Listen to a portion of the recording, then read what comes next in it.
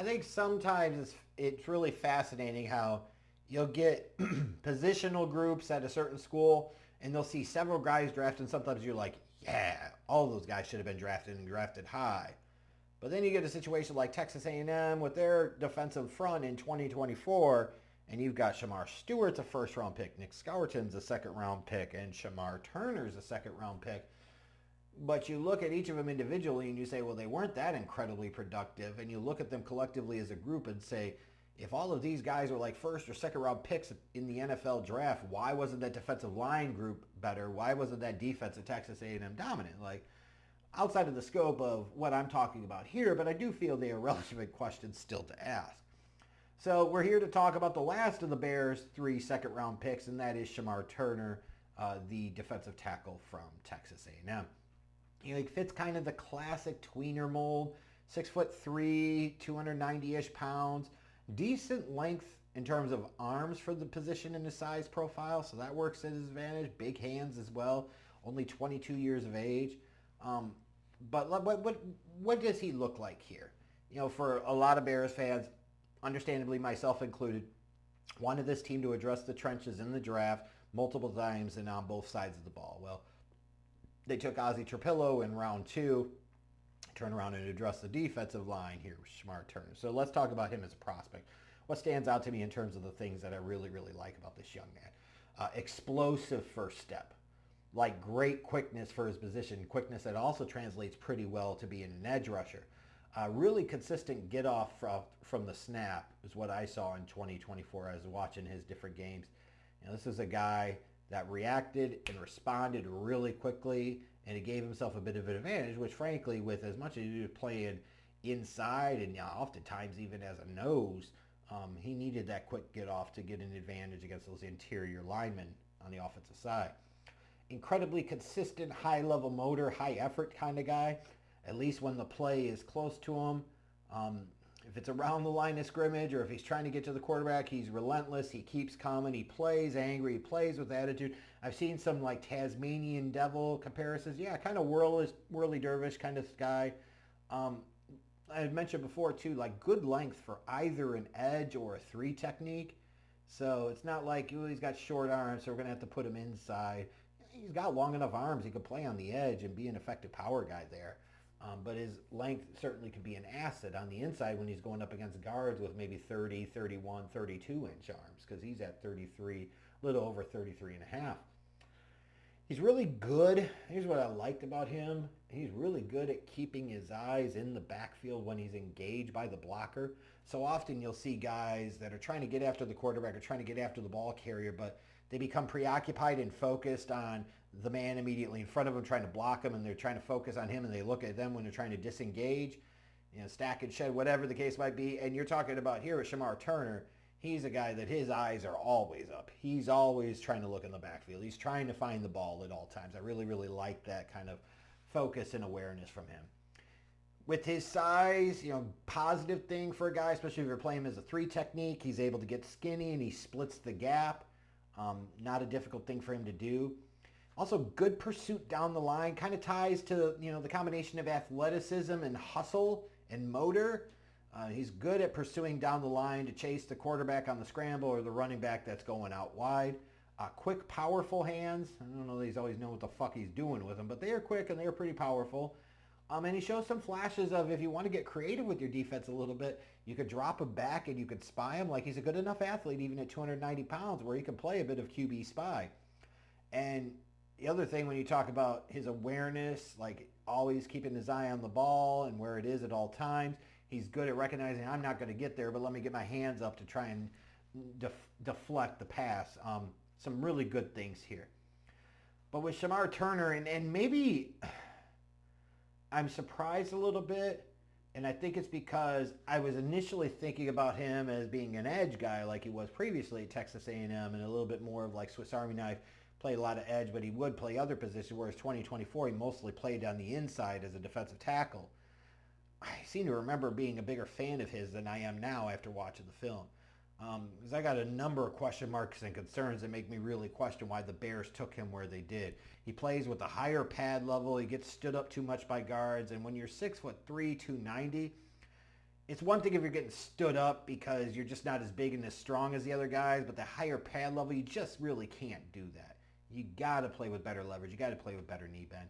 He really lacks counter moves as a pass rusher inside. Like if he doesn't get his first thing off, he's pretty much contained at that point to a concerning level, to a really concerning level. I know we talk about his motor and everything else and his hand usage. Like you could tell he plays hard, he fights hard. His hands are always moving, but that doesn't mean they're doing shit. A lot of times you're like, okay, well, what's the point of this? Like they're not always moving with a purpose. He's not able to combine his moves. Like I said again, if he doesn't get his initial move to work, he's pretty much taken out of the play at that point. And then another thing for him, which is really concerning for a guy in the type of role as a three technique where you want him to be a one gap penetrator. And he had too many times where he overran the play. He was missing potential stops, missing tackles because he wasn't in control. And it's like, if you are going to do that, then you better produce in terms of being a pass rusher and get a lot of production that way. And he didn't in 2024.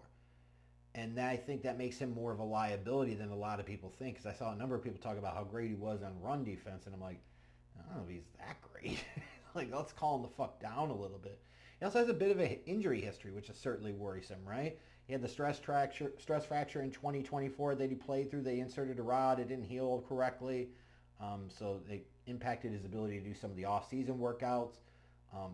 Torn labrum requiring surgery after I think the 2023 season. So there's a little bit of injury history here. The torn labrum is one thing that happens. The guys can come back from that fine.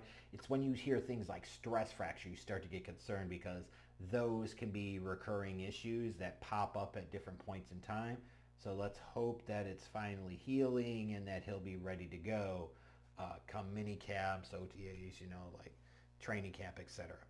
He's also got a reputation for being a bit of a hothead and get some bad penalties. Like one of the clips you saw was him back in 2023 when he's punching a guy right in the nays.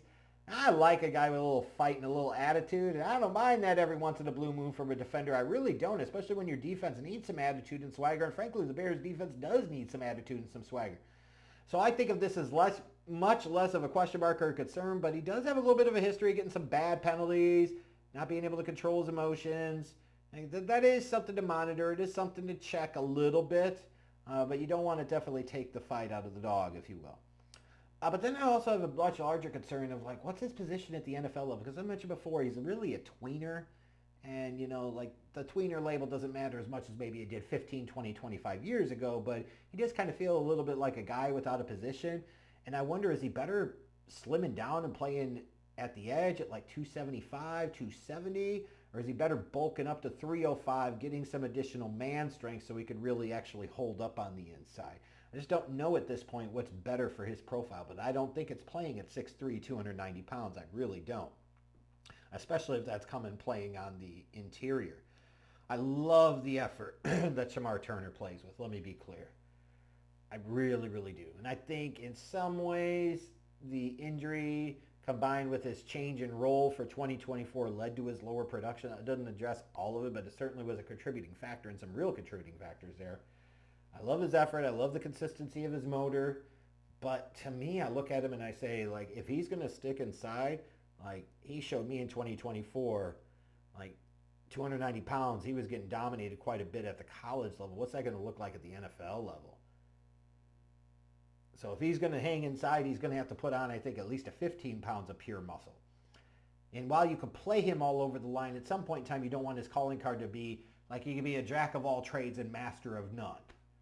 Like you weren't drafting this guy late in round 2 because you think, well, he could be a valuable like bench player that can situationally can rotate and play along the defensive line. No, you're taking guys at this type of spot because you expect him to be a starter, or at a minimum, you expect him to be the replacement for a Zach Pickens, let's say, right? So you can move on from Pickens. You say, here's a guy we think has more upside. But with that said, as much as we've heard the talk and seen the talk about him playing as a 3 technique at the next level, and Dennis Allen placing a premium in his system around getting interior pressure, I think I like him better as a power edge, playing at maybe 275 pounds. Because there, his quickness off the snap combined with this kind of tenacity and his quick hand punch, that could play really well as a power rusher. I don't know how much real bend he's going to have around the edge necessarily, but as a power rusher, yeah, I see the vision. Right now, based off of what I saw in 2024, I don't see the vision so much as an interior player, as a three technique kind of guy. So when you think about the draft grade here, you know, if he was projecting to play as an edge, I think he's like second round pick. Probably similar draft range to Ozzy Trapillo and maybe a little bit higher. Because I can see it, and I've seen it some in the past with him where he's playing on the edge. His speed to power ratio just plays so much better there than it does in the interior. But as a defensive tackle, I think this is a day three talent. I'm sorry. Like, I did not see enough disruptiveness, enough playmaking out of him in 2024 as a defensive tackle to justify this type of day two pick on him. I just didn't. So right now I kind of split the difference on my draft grade with him and say it's a third rounder. Um, like, there was certainly upside there, absolutely. The injury history is kind of concerning, but you want him to be the disruptive, penetrating like three technique. But God, I really think, and I know I'm not alone in thinking this, and I've seen some others talk about it, and the more I've watched, the more I kind of realize, like, yeah, I think I agree with that. I think I like him a lot better as a 275-pound kind of power edge because that speed to power translates so much better on the outside.